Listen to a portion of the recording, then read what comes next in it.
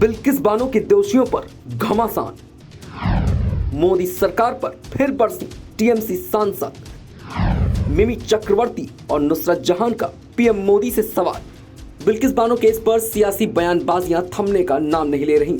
एक के बाद एक विपक्ष के नेता लगातार सत्ता पक्ष पर हमलावर नजर आ रहे हैं। आपको याद ही होगा कि पीएम मोदी ने स्वतंत्रता दिवस के भाषण में महिलाओं के सम्मान की बात की थी और इसी दिन बिल्किस बानो के दुष्कर्म के आरोपियों को गुजरात सरकार की माफी नीति के चलते जेल से रिहाई दे दी गई थी। अब ऐसे में ये दोनों बातें अपने आप में विरोधाभास पैदा कर रही हैं। विपक्ष ने पीएम मोदी की इसी बात का हवाला देते हुए भाजपा सरकार को आड़े हाथों ले लिया। महुआ मोइत्रा ने 3-4 ट्वीट कर कहा कि पीएम मोदी का महिलाओं की सम्मान की बात करना बिल्कुल वैसा ही है जैसा कि तालिबानियों का ये कहना कि वो अफगानिस्तान के बामियान में टूटी हुई बुद्ध प्रतिमाओं को दोबारा बनवाएंगे। अब अक्सर चर्चा में रहने वाली टीएमसी सांसद नुसरत जहां और मिमी चक्रवर्ती ने भी इस मामले पर ट्वीट कर पीएम मोदी पर हमला बोला है। नुसरत जहां ने कहा कि न्याय सत्यनिष्ठा और सच्चाई का प्रतिनिधित्व करता है। सच्चाई ये है कि सामूहिक दुष्कर्म और हत्या के दोषी 11 लोगों की रिहाई की गई और इसके बाद उन्हें मिठाई खिलाई गई।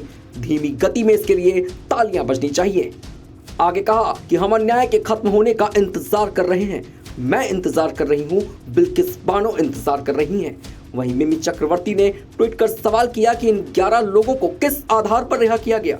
फिर वो 15 अगस्त का भाषण क्या था? आपने महिलाओं के सम्मान को लेकर बात कही थी ना। आज एक महिला फिर से बोल रही है, मैं काफी नाराज और टूटी हुई हूँ। बिल्किस बानो ने भी बयान जारी करके कहा कि इस फैसले से न्याय को लेकर उनका भरोसा हिल गया है। 2 दिन पहले 15 अगस्त को 20 साल पहले का भयानक मंजर मेरे सामने फिर से आ गया। आपको बता दें कि 15 अगस्त से ही इन 11 लोगों की रिहाई के बाद से तमाम अलग अलग राजनीतिक दल सरकार से अपील कर रहे हैं कि इस फैसले को वापस लिया जाए। हालांकि भाजपा सरकार की आला कमान की तरफ से अभी तक ऐसा कोई बयान सामने नहीं आया है। भाजपा सरकार लोगों के निशाने पर इस मामले में इसलिए भी आ गई क्योंकि जब आरोपी जेल से बाहर आए तो विश्व हिंदू परिषद ने माला पहनाकर व मिठाई खिलाकर उन लोगों का स्वागत किया।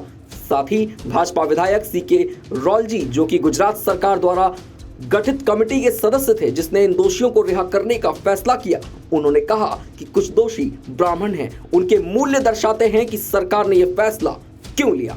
हो सकता है कि उन्हें फंसाया गया हो, लेकिन मैं इस पर कुछ नहीं कहना चाहता हूं।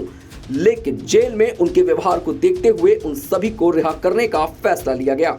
अब जरा सोचिए, मजबूत शासन और सख्त प्रशासन की बात करने वाली भाजपा सरकार अगर दुष्कर्म और हत्या के आरोपियों का स्वागत करेगी तो उंगलियां तो उठेंगी ही। ऐसी और भी खबरों के लिए जुड़े रहिए हमारे साथ और देखते रहिए वन इंडिया हिंदी।